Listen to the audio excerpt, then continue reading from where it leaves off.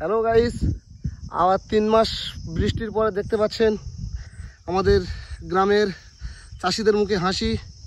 দেখতেই পাচ্ছেন কত সুন্দর সবজি। আমার একটা কাকা দাঁড়িয়ে আছে, হ্যাঁ কাকা আবার দাদু। দেখতেই পাচ্ছেন পেছনে আকাশে মেঘ, পেছনে অনেক সবজি বাগান আছে, আমি দেখাবো আস্তে আস্তে। কত সুন্দর চারিদিকে মেঘ, আবার হয়তো বৃষ্টি আসবে। 3 মাস বৃষ্টির পরে এত সুন্দর গাছ, খুব সুন্দর গাছ হয়েছে। কেমন আছো? ভালো, ঠিক আছে। এগুলো কি গাছ?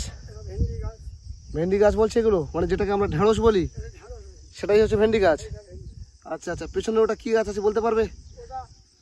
করমচা গাছ। ওটা কি গাছ আছে ওই নিচে, করমচার পাশে ওই নিচে? ওটা ওই যে ওই সবুজ হয়ে আছে, হ্যাঁ হ্যাঁ, ওটা পুঁই শাক। চলো তোমাকে নিয়ে যাব, তুমি একটা একটা করে আমাকে দেখাবে, চলো ওই দিক থেকে। গাইস দেখতে পাচ্ছেন আমার চারিদিকে শুধু বাগান আর বাগান, একদম বাগানের মধ্য পর্যায়ে আমি দাঁড়িয়ে আছি, একদম চাষিদের বাগানের। এটাকে বলছে ঢেঁড়স বাগান। আপনারা দেখতে পাচ্ছেন আমি চলে যাচ্ছি পরের একটা সবজি বাগানে। 3 মাস পরে বৃষ্টি হয়েছে,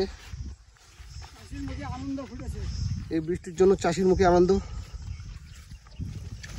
দেখতে পাচ্ছেন পেছনেও মেঘ রয়েছে, কেমন পরিমাণে মেঘ।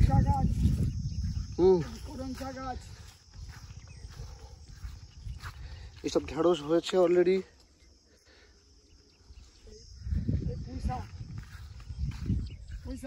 এটাকে এটা কি আছে? এটা পুঁই শাক বাগান। আচ্ছা আচ্ছা, খুব ভালোই হয়েছে দেখতে পাচ্ছি। ওর সঙ্গে এই লাল লাল গুলো দুটো, একটা এটাকে নোটে শাক বলছে। আচ্ছা আচ্ছা, এটাও খুব সুন্দর। আচ্ছা, ওটাকে কি বাগান আসছো? এসব তুমি কাকাবাবু কাদা মারিয়ে আসছে। এটা করমচা বাগান, এটা করমচা গাছ। একদম খুব আনন্দ পাচ্ছে, বুঝতেই পারছি। আমাদেরকে একটু তাকাও তুমি, খুব আনন্দ। করমচাও খুব সুন্দর হয়েছে দেখতে পাচ্ছি। বাহ,